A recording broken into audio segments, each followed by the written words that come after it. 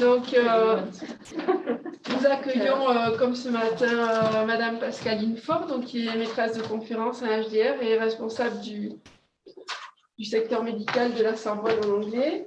Carrie Stenel, qui est maîtresse de conférence ici à l'Université de Bordeaux et à l'INSPE, et qui a elle-même beaucoup enseigné en langue de spécialité. Notre collègue aussi de l'Université de Bordeaux, Leslie Graham, qui est aussi spécialiste et maîtresse de conférence en didactique des langues et spécialiste aussi de langues de spécialité. Voilà. Donc, pour revenir un peu sur les discussions que nous avions eues ce matin, il me semble qu'une des questions qui est apparue, la question un peu du bilan qu'on pouvait faire déjà dans les universités françaises, puisque notre étude avec Trace nous a permis de faire une étude dans les différentes universités européennes. Et on a pu voir déjà qu'à l'université française, finalement, la situation des LSP était assez problématique, puisqu'il y a peu de représentants, on l'a vu dans les commissions du CNU, par exemple. Il y a peu de recherches dans ce domaine, puisqu'il y a peu de thèses qui sont soutenues dans ce domaine. Donc, je pense qu'on pourrait faire peut-être un petit état des lieux rapide sur ce sujet. Donc, je ne sais pas, est-ce que vous voulez commencer? Moi, je veux bien commencer en remontant un petit peu en arrière et en faisant un tout petit peu d'histoire, puisqu'il me semble que pour savoir où on est, il faut savoir d'où on vient. Et en France, l'histoire, du moins de la recherche en anglais de spécialité, est très centrée sur Bordeaux. Il ne faut pas avoir peur de le dire. Michel Perrin, dès les années 70, s'est rendu compte qu'il y avait un besoin croissant à l'Université de Bordeaux, à l'époque l'Université Bordeaux 2, ensuite Victor Ségalen, donc un besoin croissant d'enseignement en anglais de spécialité, et il n'a pas eu peur de former un département qui était spécialisé et qui est toujours spécialisé dans l'enseignement de l'anglais pour psycho, socio, médecine, odonto, etc. Et ce n'était pas quelque chose qui était commun en France ou dans d'autres universités. Très souvent, et c'est parfois encore le cas, c'était des collègues des filières littéraires ou LEA qui venaient faire quelques heures dans d'autres disciplines. Ce sont des heures supplémentaires sans être particulièrement motivés.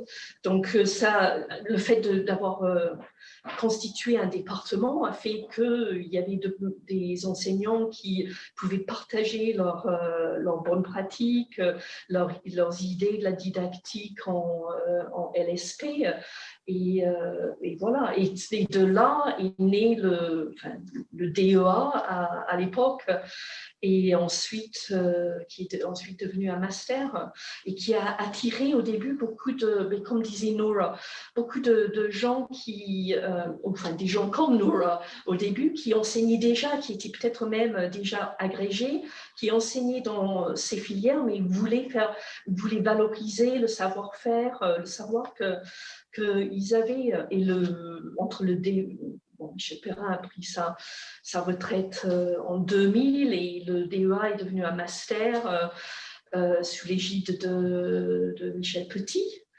Et il y a eu 10 bonnes promotions entre le début et la fin, malheureusement, du master. Et certaines promos assez mémorable. Enfin, le but de tout master de recherche, me semble-t-il, c'est de semer des graines pour qu'on aille ailleurs. Et déjà, le master était cohabilité avec d'autres universités. Mais bon, je vois que Cédric est connecté, mais bon, peut-être qu'il n'écoute pas, mais notamment sa promotion, où il y avait Séverine Wozniak, Cédric Sarré, Valérie Pro, ma collègue, Anthony Saber, et qui maintenant ont des responsabilités dans d'autres formations, d'autres instances qui sont très actifs dans le domaine de l'anglais de spécialité en France.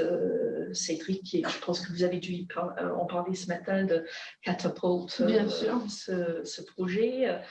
Anthony Saber, donc, qui dirige un master à Paris-Saclay avec Diderot en anglais de spécialité. Séverine Wozniak, qui est maintenant présidente du GERAS, qui fait beaucoup pour regrouper, pour que les gens qui souvent ne sont pas comme nous dans un département où on a les mêmes pratiques, où on partage et on monte des projets ensemble, mais qui sont peut-être isolés dans un UT quelque part au fin fond de l'Auvergne et donc qui une fois par an peuvent venir au GERAS partager leurs pratiques. Donc voilà, donc je pense que le DEA qui a débuté dans les années 80 a fait des petits, mais pas assez.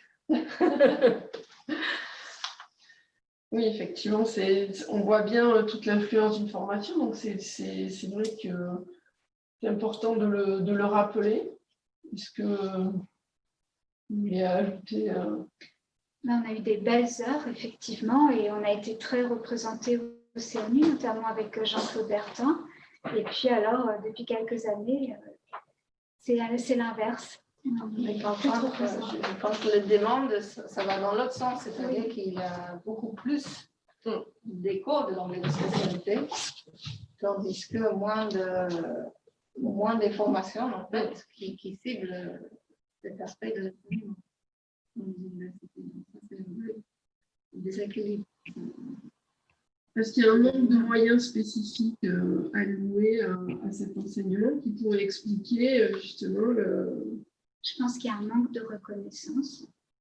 Il y a une image qui est malheureusement dégradée, qui s'est dégradée ces dernières années. Et je pense que ça concourt à ça. Oui. Ce manque de représentativité au niveau du CNU, et je pense à la 11e section en particulier, qui fait que les doctorants qui soutiennent des thèses d'anglais médical, d'assist révélateur d'anglais de spécialité ont du mal à se faire qualifier, puisqu'il n'y a plus de personnes ressources, on va dire, et qui du coup maintenant hésitent à soutenir des thèses d'anglais de spécialité. Et puis, on se rend compte également que les postes de maître de conférence en anglais de spécialité, eh bien, il y en a de moins en moins, puisque maintenant, c'est surtout des PRAG et des PRCE qu'on recrute dans les universités. Et alors, les postes de professeurs d'université, là, pour le coup, il n'y en a quasiment plus non plus. Donc, plus personne ne veut faire d'HDR. Donc, en fait, c'est vraiment un cercle vicieux. Et c'est vraiment dommage, parce qu'on arrive à un appauvrissement de la recherche. Et ça, c'est désespérant. On va vraiment à l'encontre des bases qu'avait posées Michel Perrin il y a des années. Un retour en arrière. Mais soyons optimistes quand même. Parce que... Je suis assez négative, mais oui, c'est vrai que ce que je constate là depuis 2-3 ans, et puis à Sorbonne Université, j'avoue qu'on est vraiment traumatisé. On n'a plus du tout de poste de maître de conférence, c'est fini. Aucune possibilité de poste de professeur des universités, on n'en parle même pas. Et alors, par contre, un recrutement massif de PRAG et de PRCE absolument non formés, qu'on envoie dans les filières comme ça, et qui font comme ils peuvent, énormément de vacataires aussi, là encore, qui font ce qu'ils peuvent, et on arrive à des enseignements qui sont déconnectés de la réalité, des enseignements qui ne sont pas des enseignements d'anglais de spécialité, et donc, en tout cas, pas pour tous, et j'avoue que oui, ça m'attriste beaucoup, parce que j'ai beaucoup œuvré, moi, à titre personnel, pour l'anglais de spécialité, pour finalement me retrouver dans une situation qui n'a pas vraiment oui, on va dire sans espoir. Bon, j'exagère un peu, mais assez négatif. Et d'après toi, Leslie, parce que toi, tu étais là dans cette naissance de ce master, donc il y avait un moment qu'on arrivait d'avoir une poussée pour encourager. Mais je pense que qu'est-ce qu'on peut faire maintenant Oui, pour redémarrer le processus? je pense que c'est une question de représentation. Au CNU, on est certes moins bien représenté, mais à la SAS, par exemple, la SAS, la Société des anglicistes de l'enseignement supérieur, pendant très très longtemps, on n'a pas reconnu ce quatrième pilier de l'anglistique qu'est l'anglais de spécialité, avec la littérature, la civilisation et linguistique, donc l'anglistique de spécialité. Et maintenant, je pense, les membres de la SAS pensaient peut-être qu'être recruté dans une filière anglais de spécialité, c'était un pis-aller si on ne pouvait pas aller dans une faculté littéraire. Mais je pense que c'est plus le cas, et ça c'est peut-être dû au fait que l'anglais de spécialité, les langues de spécialité en général sont mieux représentées au niveau de la... Cédric, encore une fois, est vice-président maintenant de la SAS et responsable de la commission formation. Donc, c'est une voix forte pour la reconnaissance de l'anglais de spécialité. Et puis, la représentation également au niveau local.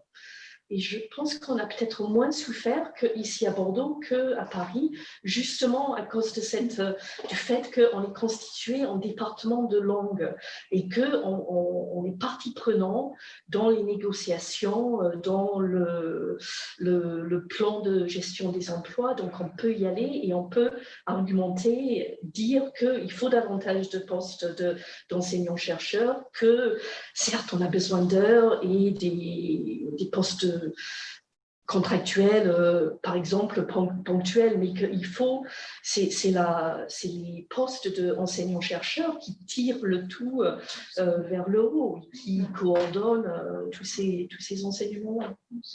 Oui, mais il y a une logique économique qu'on ne peut nier, et effectivement, les universités vont préférer recruter des prac PRCE qui font le double d'heures plutôt que des maîtres de conférences.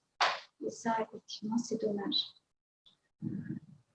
Oui, on peut dire que si c'est le cas pour l'anglais de spécialité, on l'a vu ce matin avec notre collègue, c'est aussi le cas de l'espagnol de spécialité, parce que finalement, les autres langues sont concernées aussi, même les langues à plus petite diffusion, qui peuvent aussi être concernées par l'enseignement de spécialité, que ce soit pour le tourisme, pour le droit. Effectivement, elles sont concernées par ces difficultés. C'est-à-dire que finalement, l'anglais de spécialité ou la langue de spécialité subit le même régime que le reste de l'université, avec une réduction de moyens qui est problématique pour une discipline qui avait besoin de reconnaissance, justement. Moi, je me souviendrai toujours du président de Sorbonne Université, Jean Chambaz, qui disait que l'anglais de spécialité, il appelait ça l'anglais Berlitz. Donc, il y avait vraiment très peu de reconnaissance, voire pas de reconnaissance au niveau des instances de l'université. Méconnaissance. Méconnaissance, oui. Ce dont elle a parlé, Nora, perdure un peu. Il y a un manque de compréhension ou de recognition de la spécificité d'enseigner une langue de spécialité. Ce n'est pas la même chose que de faire des cours de langue. Donc, l'idée que les prac, par exemple, ou les contractuels peuvent faire le même travail, parce que finalement, si tu sais enseigner la langue, tu peux faire les cours de langue de spécialité. Je pense qu'il a agi à ce niveau, quelque part, pour promouvoir l'idée que c'est quand même un métier ou un aspect du métier qui est très spécifique. Parce que sinon, les cours restent dissatisfaisants pour les étudiants, parce que finalement, il n'y a pas. L'aspect spécialité n'est pas assez fort pour eux de s'intéresser véritablement dans ces cours de langue. Ça devient juste une obligation de plus, plutôt qu'un apport dans la formation. Ce que proposait notre collègue hispaniste ce matin aussi, c'était une certification spécifique. Oui. C'est-à-dire proposer vraiment une formation et une certification pour pouvoir enseigner les langues de spécialité. Et avec ce qu'on évoquait aussi, Pascaline, l'idée d'une formation au contexte professionnel. C'est-à-dire à la fois la didactique des langues, mais aussi avec une initiation à cette à cette culture professionnelle qui est spécifique selon les domaines. Pour moi, c'est cet aspect qui est important parce que ça montre que ce n'est pas la même chose que de donner un cours de langue. On peut avoir beaucoup de savoir en didactique des langues, c'est très bien, mais pour véritablement faire l'anglais de spécialité, il faut s'intéresser autant dans le contexte, là où on est forcément non expert. Donc, comme moi, enseignante de l'anglais, je m'adapte à l'anglais de médecine ou de droit et ainsi de suite. Donc, c'est aussi pour que les enseignants sont clarifiés pour les praticiens. Ah, il y a quelqu'un qui l'avait De côté, ouais. 13. Oui, allez-y. Oui. Merci beaucoup. J'ai une petite question. Je comprends bien l'intérêt symbolique d'être représenté au CNU et d'avoir des postes de maître de conférences et de professeurs des universités. Mais si je comprends bien, là, l'idée, c'est quand même d'enseigner à des étudiants de manière spécifique. En quoi il est moins intéressant d'avoir des intervenants agrégés, par exemple, qui sont au fait de méthodes d'enseignement, notamment pour les premières années d'études, qui peuvent peut-être correspondre aux besoins du public étudiant de licence. Oui, alors on est d'accord, mais les maîtres de conférences, c'est-à-dire les enseignants-chercheurs, vont tirer tout ça vers le haut. Ils ont le temps de faire des recherches, ils ont le temps de mettre en place des recherches-actions, ils ont le temps d'analyser, ils ont le temps de publier, de partager. C'est pour ça que c'est la valeur ajoutée de l'université, les enseignants-chercheurs. Je voudrais ajouter que je suis tout à fait d'accord si on peut prendre quelqu'un, n'importe quel niveau hiérarchique, on peut dire, qui est un vrai expert, ça peut ajouter quelque chose. Mais par contre, beaucoup des fois, les contractuels ou les pragues, ils n'ont aucune connaissance particulière du métier professionnel, de la spécialité, en fait, qu'il va enseigner. Et donc, sans une formation pour voir qu'est-ce que c'est de faire des cours de langue de spécialité, mais il fait des cours de langue avec un peu de vocabulaire dedans. Et ce n'est pas ça qu'on cherche. Donc, l'idée, ce dont elle parle Pascaline, d'avoir les enseignants-chercheurs, c'est plutôt de comment promouvoir, comment rendre plus public et meilleur connu le fait que l'anglais de spécialité, c'est quelque chose de spécifique. Voilà, mais je pense que les compétences des PRCE et des pragues qui enseignent déjà ces langues de spécialité ne sont pas mises en cause là. C'est pas ça. Bien sûr qu'ils font déjà beaucoup de travail. C'est simplement que le statut d'enseignant-chercheur, voilà, va permettre en fait de développer le secteur et de développer des postes aussi et de structurer cet enseignement. Parce que c'est une partie du travail aussi des enseignants-chercheurs. Oui, c'est ça. C'est dans ce sens-là. Oui, développer des supports, puisque nous avons le temps, c'est notre partie, ça. Et je pense qu'il ne faut pas l'oublier. Et je reviens sur ce que j'évoquais aussi tout à l'heure, le fait que des entreprises de langue qui proposent des cours privés de langue de spécialité mettent l'accent sur le fait qu'elles s'adressent à des professionnels pour faire les cours et pas des profs de langue, en mettant en avant la spécificité professionnelle. Voilà ce qui montre qu'effectivement, il y a un besoin de professionnalité aussi. Une autre question peut-être? Non? Très bien, donc je crois que justement Pardon, est-ce que vous m'entendez? Oui. Est-ce que vous m'entendez? Oui, Daniel Julia du département informatique de l'IT Paul Sabatier à Toulouse. Donc moi, je voudrais rajouter que c'est vrai qu'il y a beaucoup en IUT de PRCE et de Prague. Vu que nous sommes vraiment à l'intérieur de départements, ces PRCE, ces Prague peuvent se spécialiser dans un domaine de spécialité. Ils sont tout à fait compétents pour enseigner la langue de spécialité, mais comme ils n'ont pas le temps, en effet, comme on l'a dit, de publier, de faire des recherches, etc., eh bien, ça reste au sein du département, et c'est le problème de la PLIUT, notamment, auquel j'appartiens, l'association des professeurs de langue des IUT, où il y a peu de maîtres de conférences et il y a peu de professeurs en langue de spécialité. Et donc, alors qu'il y en avait peut-être un peu plus quand l'APIUT a été créé il y a une quarantaine d'années. Et donc, c'est vrai qu'on rencontre ce problème aussi où c'est difficile, bien qu'on puisse se défendre, hein, comme au sein des IUT, on puisse se défendre et conserver ou demander que des postes de MCF soient reconduits.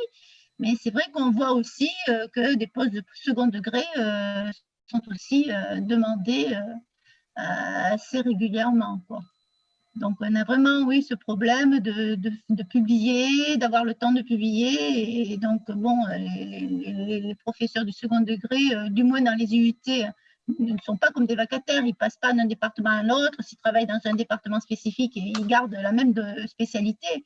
Mais ils ont 384 heures, voire plus, parce qu'il y a beaucoup d'heures supplémentaires aussi à faire. Donc, c'est vraiment ce problème, et oui, vraiment général, quoi. C'était juste pour apporter ce complément d'information. Mais c'est vrai, oui, c'est intéressant effectivement de le préciser parce que c'est un problème général et qui touche toutes les langues de spécialité. Ouais.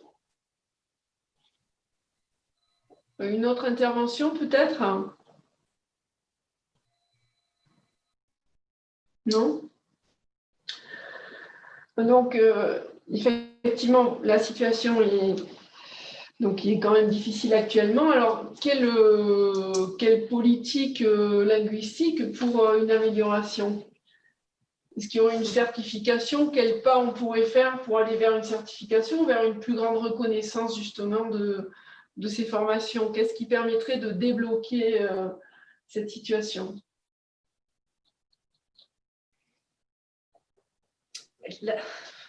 La certification, c'est un sujet difficile, surtout actuellement, où on a cette loi sur la certification en langue obligatoire en licence, où on risque le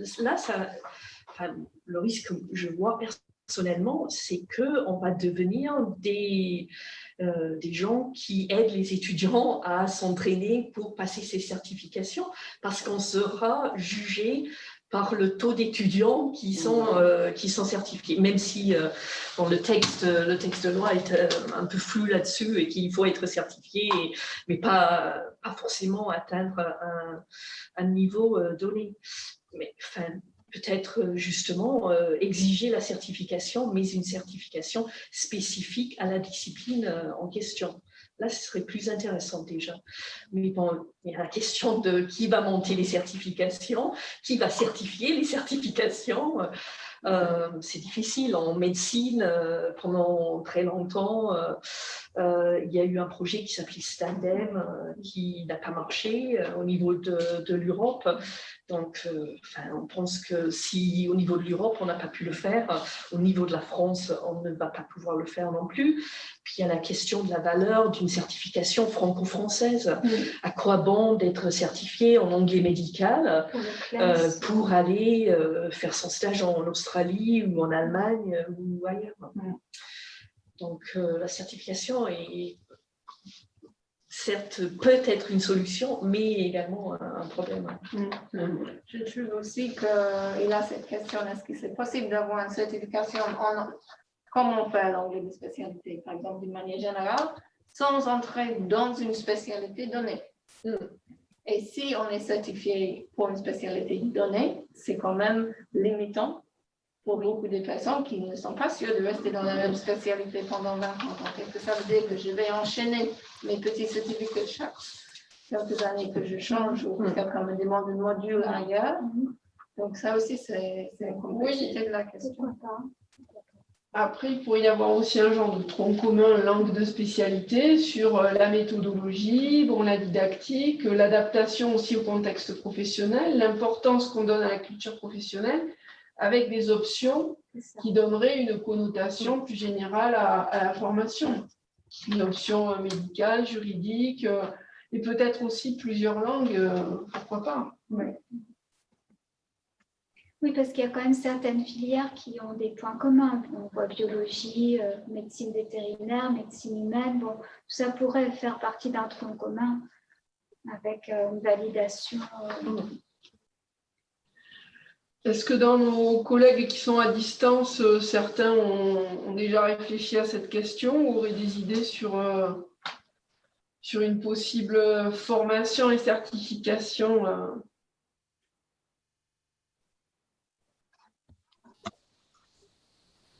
Non? Oui, oui, bonjour. Bonjour. Attendez, je mets la vidéo.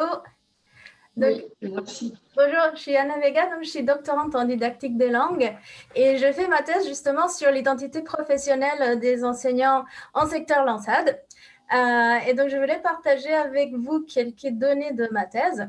On a évoqué, Marcelo a évoqué, je pense que Madame Derich aussi ce matin, le lien avec la recherche. Donc, pour ma thèse, j'ai fait circuler un questionnaire qui a été renseigné par 269 enseignants du Lansade. Et je voulais juste dire qu'il y avait, je pense, un 20% d'enseignants-chercheurs parmi les participants, mais 50% qui ont dit qu'ils faisaient des recherches. Et dans ces recherches, il y avait 20% en didactique de langue et je pense 18% en langue de spécialité. Donc, il y a quand même des PRAG et des PRCE qui font de la recherche. Quelque chose qui m'a semblé aussi intéressant, c'était que je leur ai demandé dans le questionnaire, est-ce que vous trouvez que votre formation initiale vous a bien préparé pour enseigner dans le secteur Lansade? Et c'était vraiment moitié-moitié. Donc, il y a la moitié des participants qui ont dit, oui, notre formation à l'ESP nous a bien préparé pour ce contexte parce qu'on a appris à construire une séquence, à gérer des classes, etc. Et d'autres qui ont dit non, il manque quelque chose. Mais il y a quand même des enseignants qui sont assez satisfaits avec la formation actuelle. J'ai oublié ce que je voulais dire d'autre.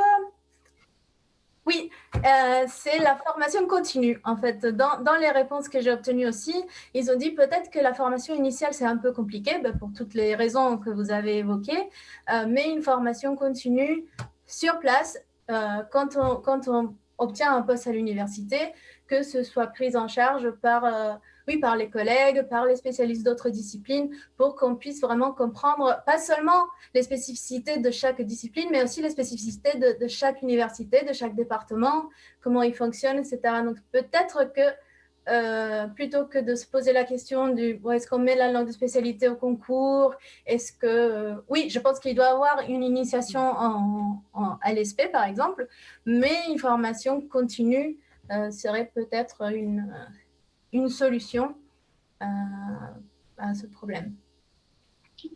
Oui, alors merci. Bon, c'est bien qu'on ait justement une doctorante du Lansade avec nous. Effectivement, la question de la formation continue se pose, puisqu'aujourd'hui, en plus, pour enseigner à l'université, depuis 2017, il y a une loi qui demande aux nouveaux maîtres de conférences d'avoir une formation, ce qui n'était pas forcément le cas avant, même si ça se faisait plus ou moins. Depuis 2017, les universités sont obligées de faire une formation. Je crois à l'université de Bordeaux, il y a une trentaine d'heures, je crois, qui sont proposées.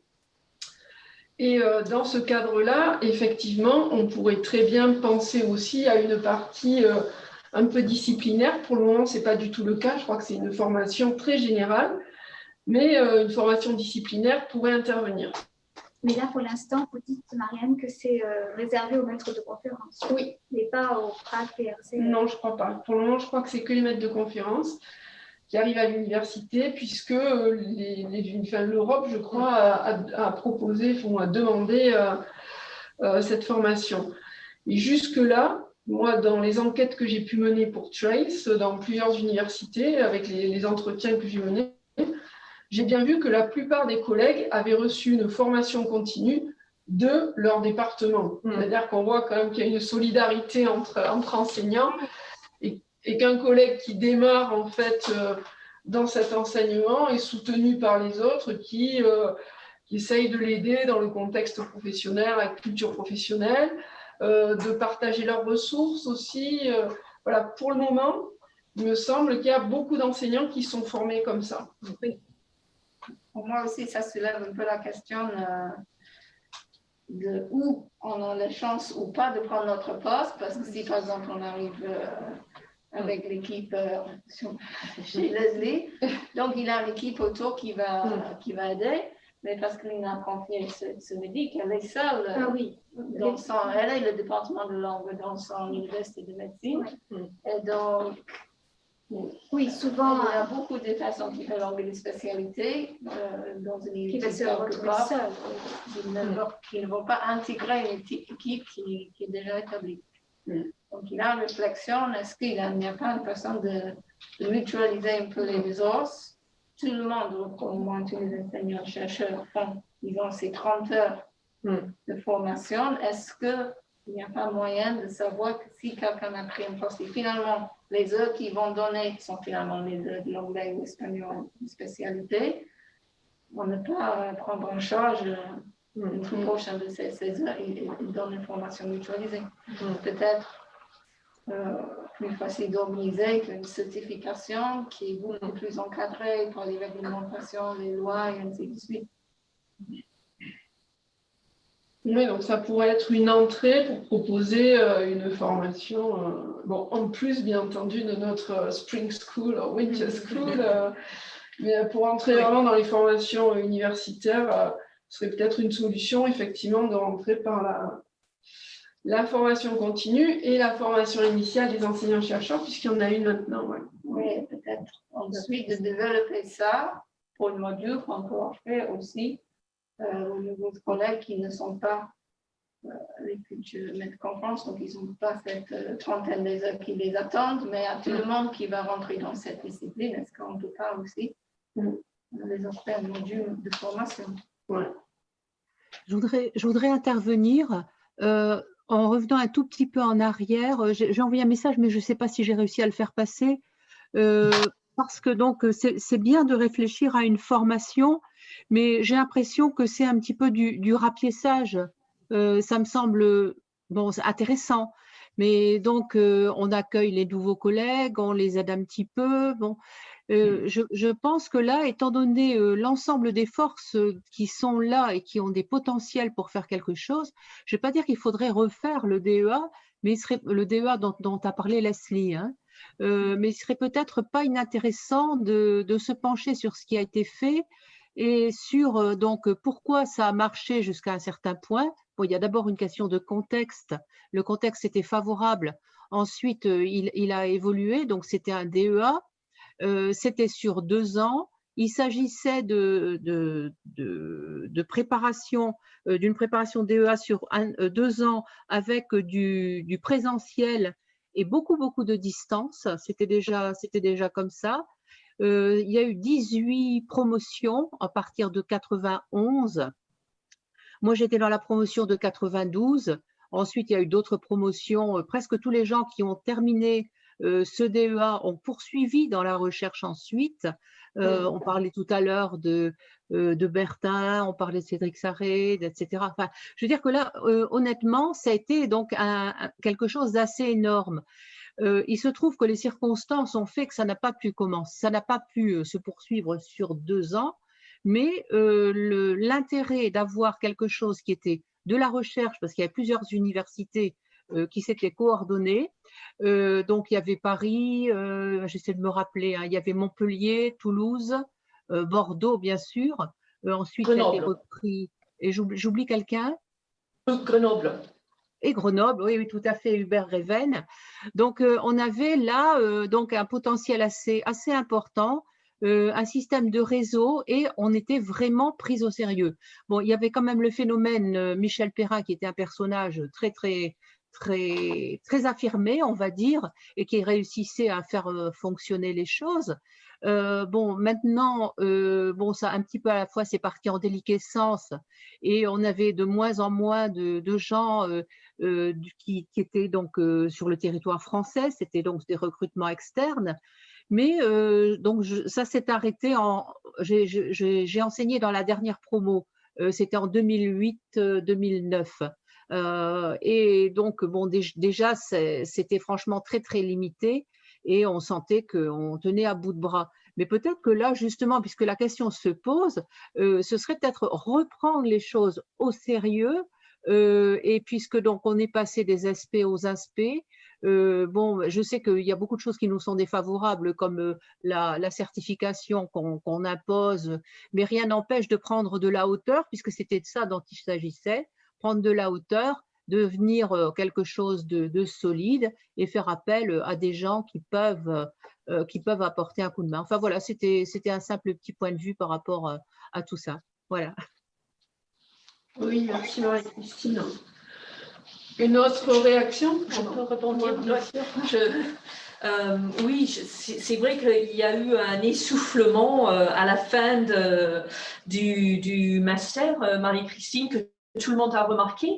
Et je pense que c'était peut-être en partie dû au fait qu'on avait épuisé ce vivier de personnes qui étaient déjà en poste, qui avaient déjà une certaine maîtrise de la didactique des langues, mais qui voulaient valoriser leur expérience et aller plus loin dans la recherche en anglais de spécialité ou en langue de spécialité, justement, et d'utiliser et de mieux connaître la recherche dans ces domaines qui devenaient de plus en plus variés et de plus en plus robustes, d'ailleurs.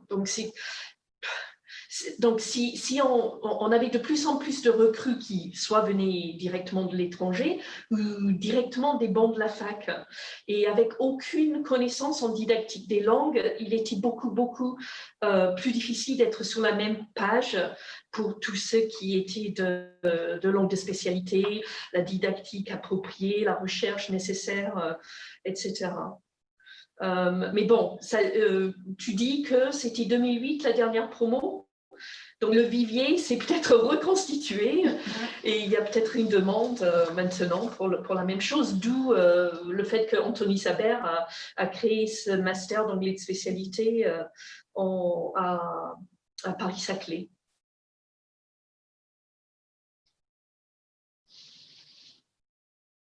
Oui, quelqu'un veut... Cédric, il envoie un message à Ah. tout le monde. Oui, voyons. Oui, est-ce que vous voulez prendre la parole, Cédric? Il ne peut pas, c'est pour ça qu'il écrit. Je ne sais pas. Je ne peux pas, il écrit. Ah d'accord, ok, très bien. Alors, est-ce que tu veux... Oui, Il est là, il dit oui, d'accord avec Marie-Christine, un master mériterait d'être remis sur les rails. Il n'est pas normal que près de 3/4 des enseignants de LSP doivent se spécialiser sur le tas. Je ne peux pas, je suis dans un train. D'accord, très bien, merci. Très bien.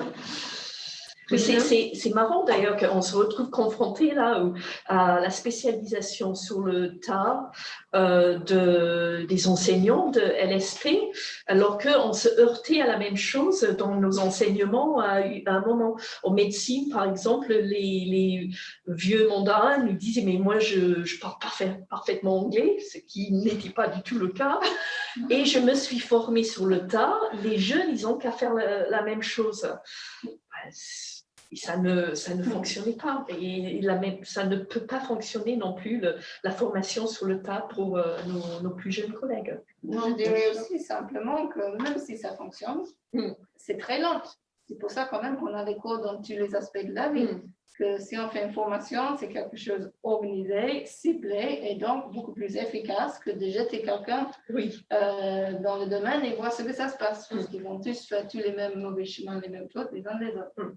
Donc, oui, bon, chacun va réinventer le fil à couper le beurre de son côté alors qu'on a déjà tout fait.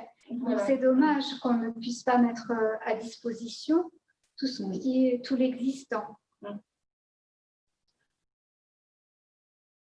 Oui, donc c'est tout l'intérêt justement des projets qui mutualisent, que ce soit Trace ou Catapult, j'imagine. C'est l'idée justement de partager et de pouvoir proposer quand même une formation, même si elle n'est pas vraiment intégrée au cursus institutionnel classique. C'est cette idée-là aussi qui participe, bien sûr. À la fois, moi, je trouve que c'est intéressant quand même d'agir sur les niveaux différents. Donc, c'est intéressant de prendre les nouvelles collègues qui sont déjà sur le moment d'être jetés sur le tas, il dit « Ok, on va vous donner le module » et à la fois avoir quelque chose comme le master qui permette aussi à ces mêmes collègues, après quelques années, de dire « Ok, là, j'ai un peu compris ce qu'il me demandait et j'ai besoin d'encore plus d'approfondissement. Donc, je vois qu'Anna, elle veut demander. Oui, Anna, allez-y. Donc, j'avais une question pour vous qui avez travaillé sur ce projet Trails.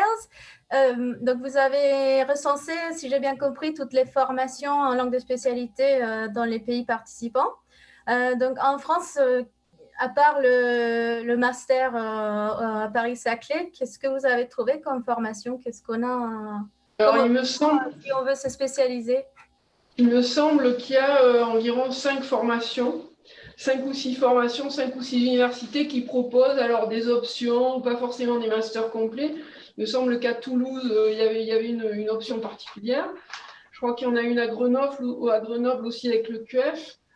Je me demande s'il n'y en avait pas une en Bretagne aussi, peut-être à Rennes 2, voilà, c'est ça, Rennes 2. À un moment, il me semble que Pascaline avait proposé aussi un master. Oui, c'était, mais comme je le disais ce matin, il n'a jamais vu le jour. Voilà, mais je l'avais vu en tout cas quand j'avais fait mes recherches, je l'avais vu apparaître, il m'avait paru particulièrement intéressant, hein, justement. Donc, en France, autour de 5 formations. Mais en anglais, pas dans les autres langues.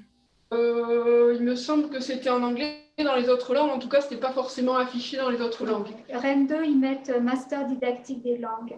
Donc là, ce n'est pas forcément que de l'anglais, mais en tout état de cause, dans toutes ces formations, la part d'anglais de spécialité ne dépasse pas 15 heures. Donc c'est très peu. C'est très peu. Mais voilà. La formation. À l'intérieur de la formation, par exemple, si Oui, on veut juste que Cédric il ajoute que et pour info, le master de Paris et Saclay est menacé de fermeture. D'accord, voilà. D'accord. En tout cas, je vois que dans mettons le diplôme d'université formateur-formatrice en anglais de Grenoble, vous avez seulement 15 heures sur l'anglais de spécialité. Et à chaque fois, la langue de spécialité va représenter très peu d'heures. Déjà, elle sera présente, mais moi, je pense que ce n'est absolument pas suffisant. Oui, et en effet, vous avez raison, c'est souvent des DU. Il y a il y a quelques DU, ouais, diplômes d'université, c'est vrai. Mais moi, j'ai été un peu étonnée quand j'ai fait le recensement justement des formations. J'ai fait le tour des sites des universités françaises et bon, il y en a quand même un certain nombre. Mais j'ai été étonnée qu'il n'y ait pas plus de propositions de formation dans ce domaine. Voilà. Et dans les autres pays, il y a quelques formations, mais pas forcément beaucoup. Voilà. Après, j'avais pu interviewer une collègue roumaine qui enseignait le français médical justement à des étudiants français, ou plutôt le roumain médical, des étudiants français qui venaient faire leurs études en Roumanie de médecine. Et elle m'avait expliqué qu'elle avait dû se former elle-même, faire un manuel, elle avait créé elle-même un manuel de français médical. Enfin, voilà, elle était un peu dans la même situation. C'est-à-dire, ses collègues avaient pu l'aider par moment, mais sinon, elle avait dû se former elle-même et elle avait une formation au départ sa formation initiale était en enseignement des langues en général, pas du tout en langue de spécialité. Donc, elle a été confrontée exactement aux mêmes difficultés que la plupart de nos collègues ici. Mais si on met en place une formation certifiante, il faut absolument que cette certification soit reconnue au niveau institutionnel et qu'après, on propose des postes qui vont exiger cette certification. Sinon, ça va tomber… Bien sûr. Oui, alors ça peut prendre peut-être diverses formes. Dans l'enseignement primaire, quand il n'y avait pas de certification, il y a eu une habilitation qui est quand même aussi une façon de reconnaître une expertise.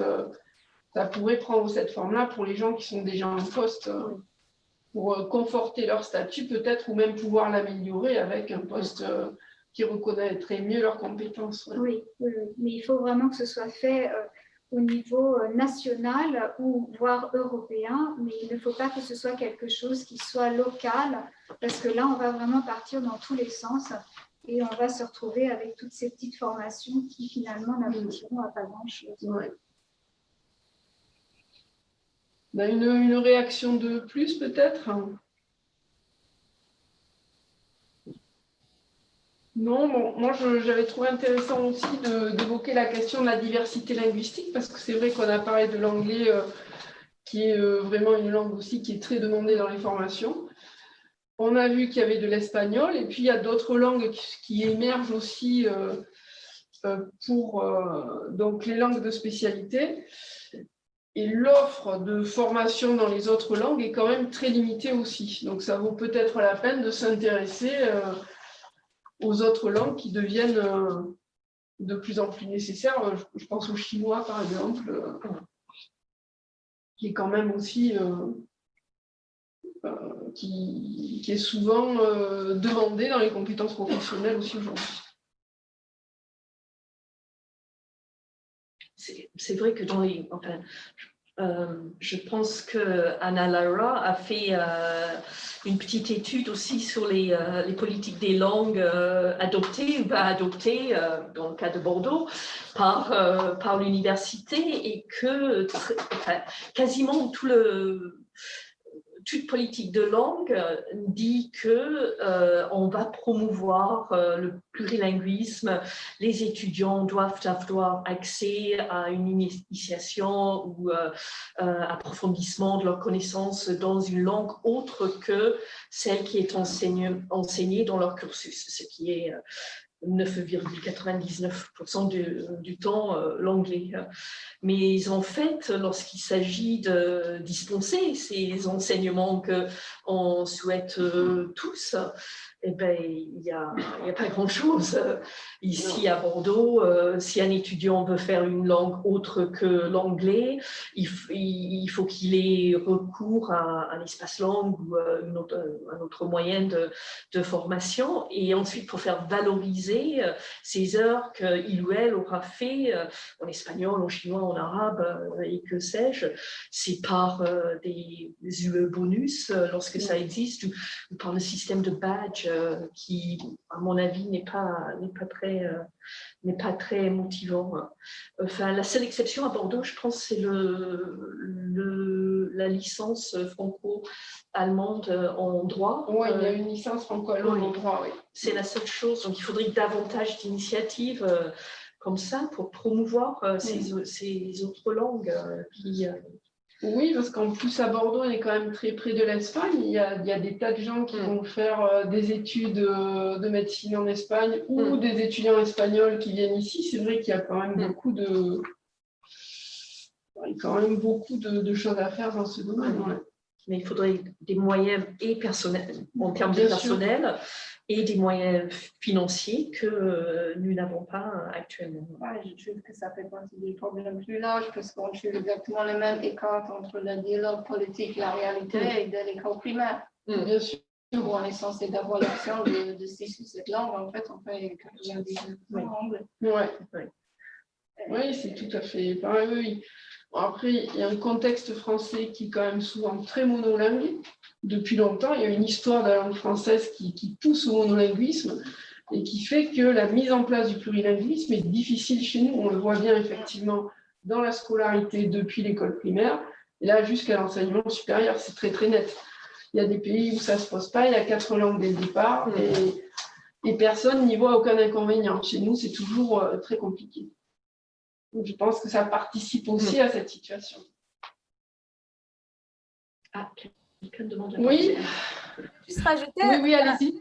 En fait, pour les cours de langue autres que l'anglais, la plupart du temps, ils sont mutualisés, c'est-à-dire qu'on se retrouve avec des étudiants de plusieurs disciplines, ce qui rend la spécialisation beaucoup plus difficile dans ces langues-là, alors qu'en anglais, on peut avoir des groupes que des économistes, que des futurs médecins, etc. Donc, c'est beaucoup plus facile pour l'enseignant de pouvoir se spécialiser, alors que pour les autres langues, c'est un peu le problème, c'est un problème d'effectif, aussi un problème de logistique, économique, etc.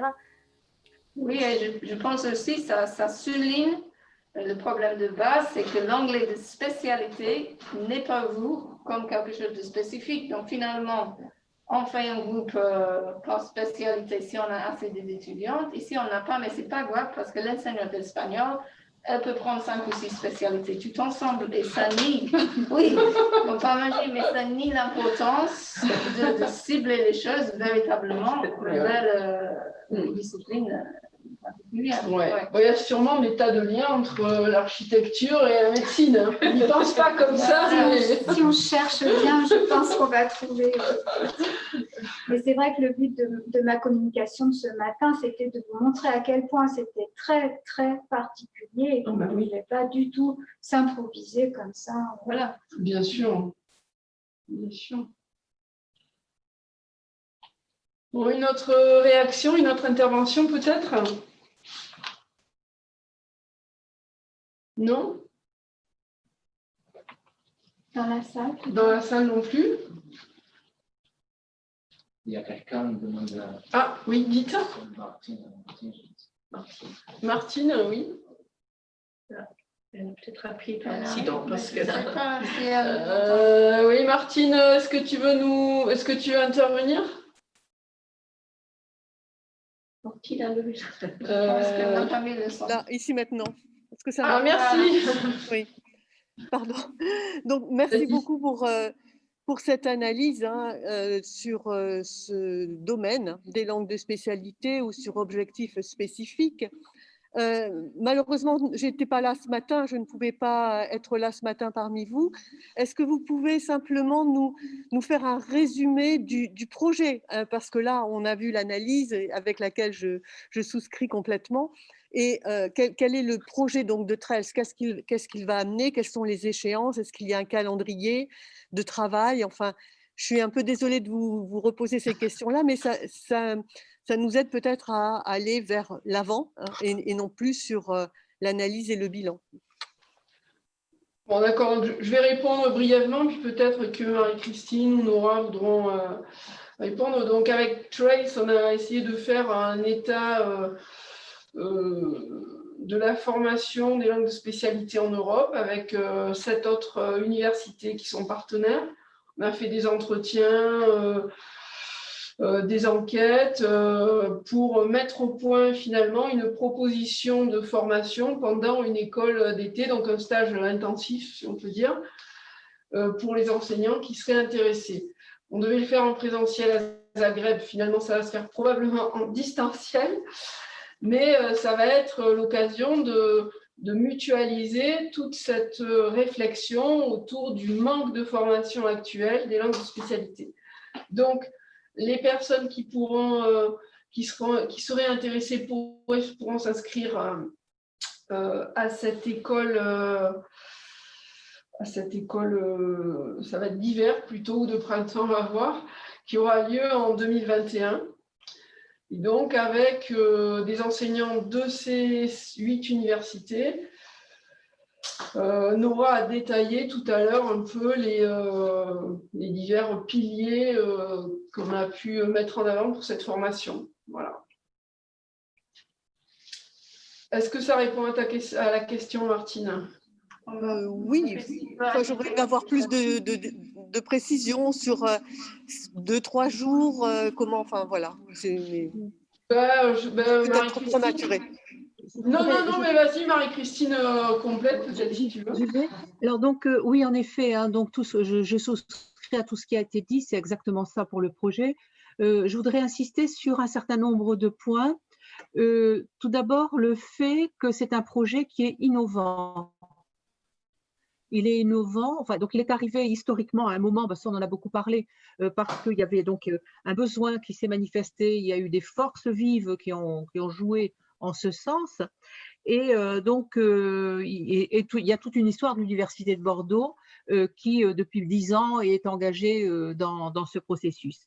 Donc innovant, sur ce point-là, il y a un point qui est particulièrement innovant, c'est que la formation, ce n'est pas quelque chose pour nous, hein, dans ce projet, d'heuristique, c'est vraiment pas le hasard. C'est-à-dire qu'on a vraiment, scientifiquement, à base donc d'un certain nombre de données de la recherche, étudié, de près analysé des données en ce qui concerne les besoins.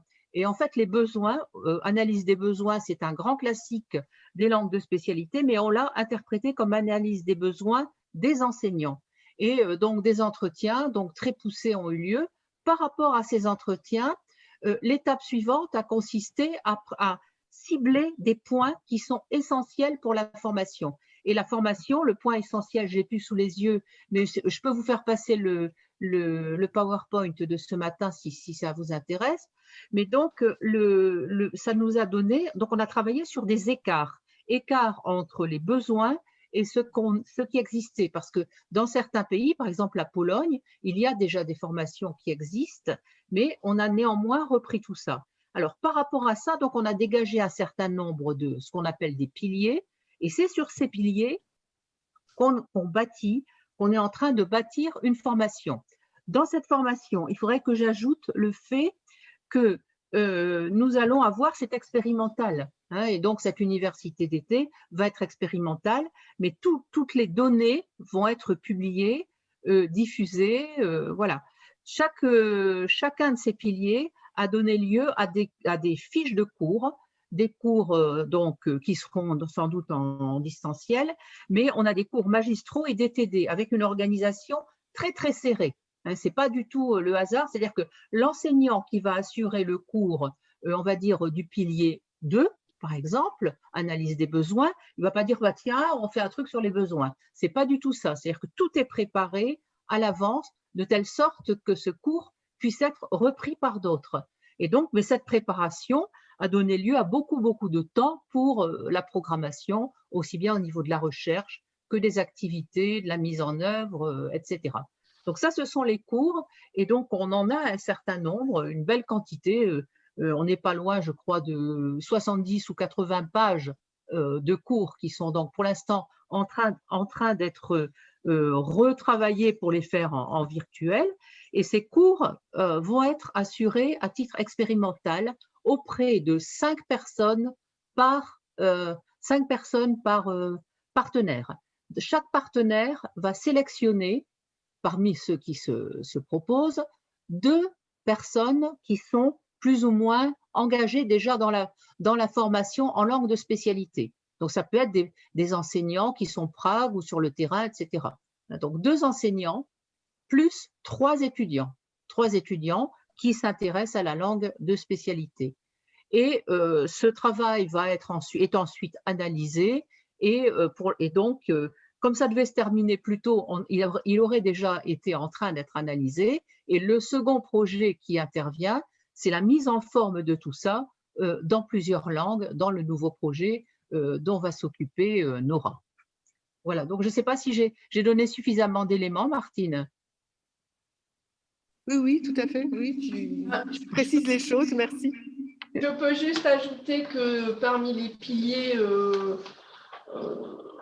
donc qui seront traités là, pendant l'école d'été, il y a toute une partie qui va concerner la recherche et la recherche en langue de spécialité. Voilà, il y a vraiment tout un aspect sur les méthodologies, les journaux qui publient le plus dans ces domaines-là, la recherche aussi de valorisation des carrières des enseignants de LSP.